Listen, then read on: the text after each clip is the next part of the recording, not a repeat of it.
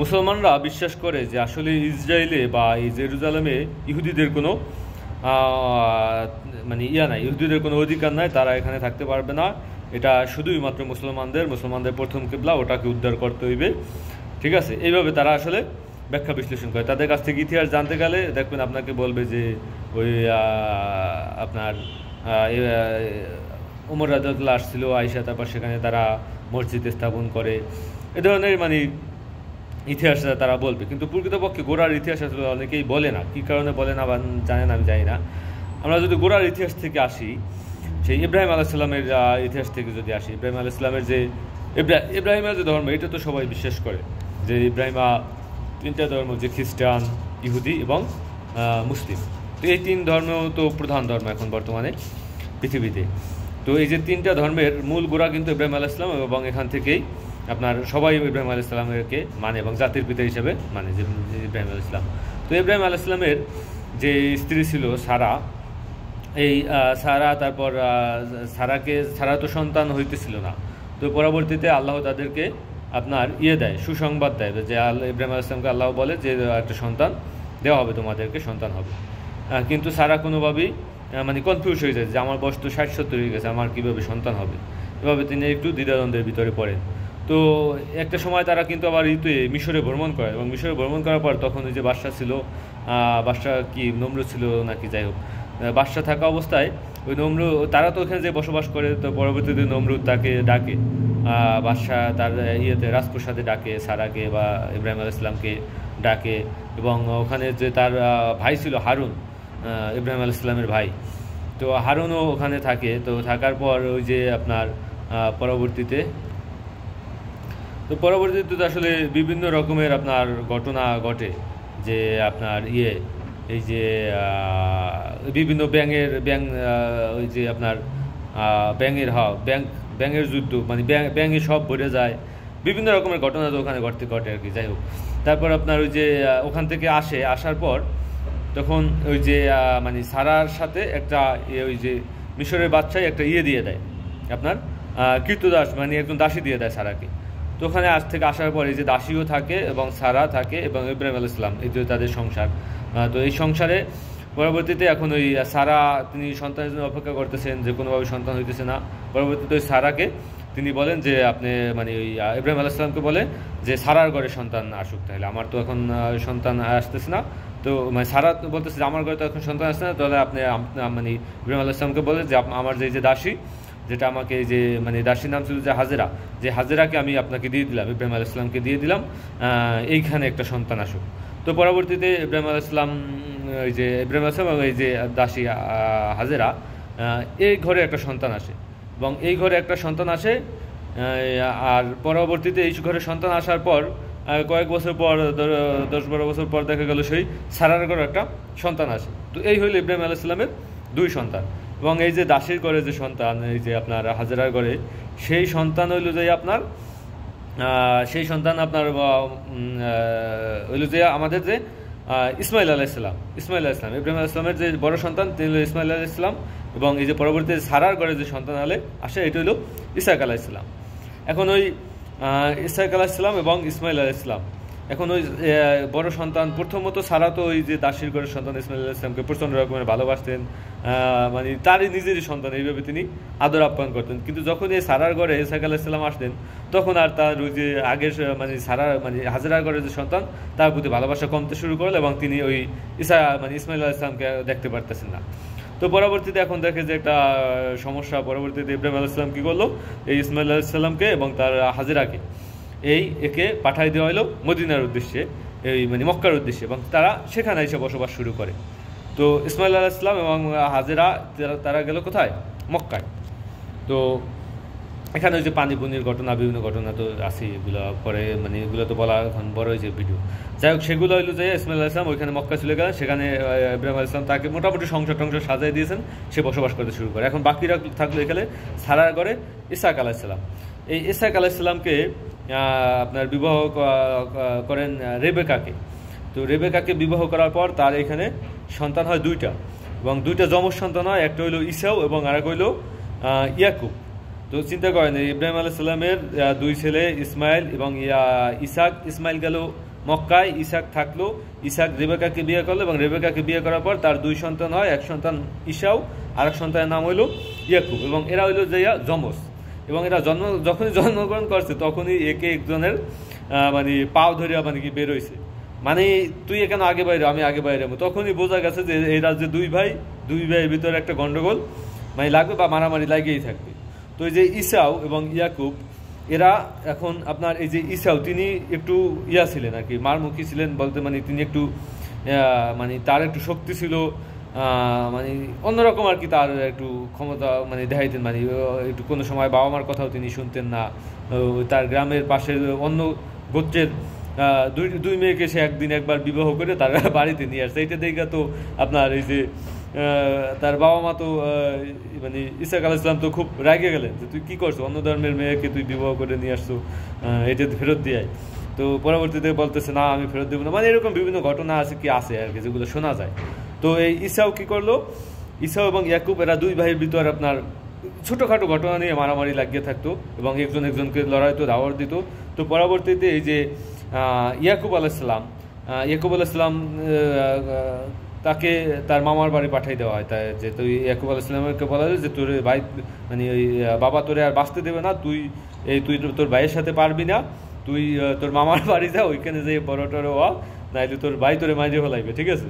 তো এখন যখনই এই ইয়াকুব আলাইহিস সালাম যখন আপনার ওই যে মানে যাওয়া শুরু করে, রওনা দেয় মামার বাড়ি যাওয়ার উদ্দেশ্যে, তো মামার বাড়ি যাওয়ার সময় তখন এই পথের মধ্যে, এখান থেকে আসলে ঘটনা শুরু, যে পথের মধ্যে আপনার হয় মানে পথের ভিতরে ঘুমাই যায় একটা পাথর মাথায় দিয়ে। তো পাথর মাথায় দিয়ে ঘুমাই যাওয়ার পর তখন তিনি একটা স্বপ্ন দেখেন ওইখানে, যে দেখতেছেন যে পাথর মাথায় দিয়ে তিনি ঘুমাইছেন এই পাথর থেকেই উপরের দিকে ফেরেশতারা বাইয়া উঠে যাইতেছে এবং ফেরেশতাদের আসা যাওয়া হইতেছে ওই পাথর থেকে, এবং উপর থেকে যেসব যত রকমের ফেরেশতারা আসেন তারা ওই পাথরের উপর নামেন, এবং এখান থেকে দুনিয়া থেকে যত ফেরেশতারা উপরে যান ওই পাথরের উপর দিয়েই যান। তো এই স্বপ্নটা উনি দেখেন ইয়াকুব আলাইহিস সালাম ওই পথের মধ্যে। তো এই স্বপ্নটা দেখার পর তিনি ওইটা খুব করেন আর কি, মনে রাখেন। তারপর তো তিনি তার মামার বাড়ি যান এবং মামার বাড়ি গিয়ে তিনি সেখানে তার বিবাহ শাদী করেন, এবং সেখানে তিনি তার 12 জন স্ত্রী থাকে এবং 12 জন স্ত্রী সহ তার অনেক ছেলে সন্তান হয়, এবং ছেলে সন্তান হওয়ার পর তিনি সেখানে প্রায় 20 বছর থাকেন, ওখানে সংসার টংসার করে ছেলে সন্তান হয় আর কি।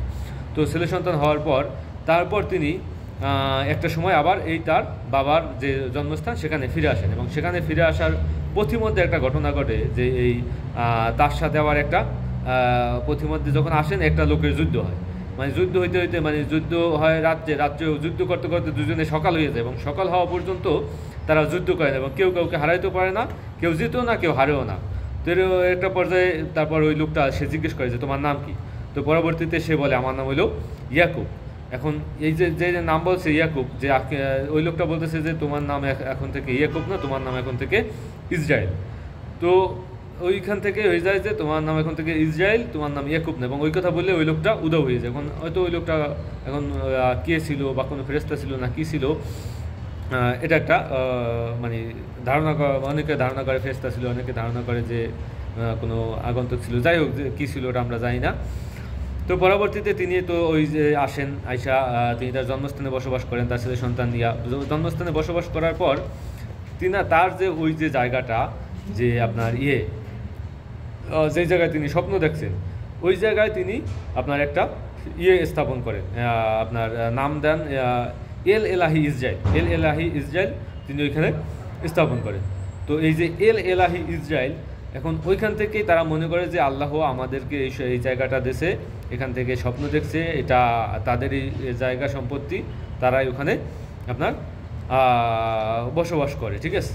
তো পরবর্তীতে যে আপনার ওই যে তার যে 12 মানে তার যে একটা হয় তার কয়জন 10 জন সন্তান হয়, 10 জন না 12 জন।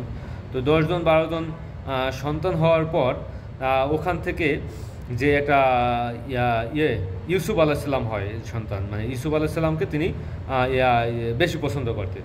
তো ইউসুফ আলাইহিস সালামকে বেশি পছন্দ করার পর ওই ইউসুফ আলাইহিস সালামকে বেশি ভালোবাসার পর তারা যে অন্য সন্তানরা তারা তার প্রতি আপনার ওই ইয়াসুব আলাইসাল্লামের প্রতি করে, ষড়যন্ত্র করে যে কি করা যায়, ওকে মাইরে ফেলানো। তো পরবর্তীতে মারতে পারে না, তাকে কৃতদাস হিসাবে বাজারে উঠাইয়া তারপর বিক্রি করে যায়, এবং বিক্রি করার পর পরবর্তীতে কিন্তু তিনি চলে যান, তাকে মিশরে সে চলে যায়, এবং মিশরে গিয়া তিনি ওই যে আপনার বিভিন্ন ঘটনা আছে ইউসুফ আলাইসাল্লামের, তো পরবর্তীতে তিনি কিন্তু মিশরের বাদশা হয়ে যান, এবং মিশরের বাদশা হওয়ার পর তার যে এই যে ভাইরা তাকে বিক্রি করে দিয়েছে তাদেরকে তিনি ডাকেন, এবং ডাইকে তারপর তাদেরকে তিনি ওই যে মাফ করে দেন, এবং মাফ করে তারা সবাই একসাথে বসবাস করা শুরু করে মিশরে।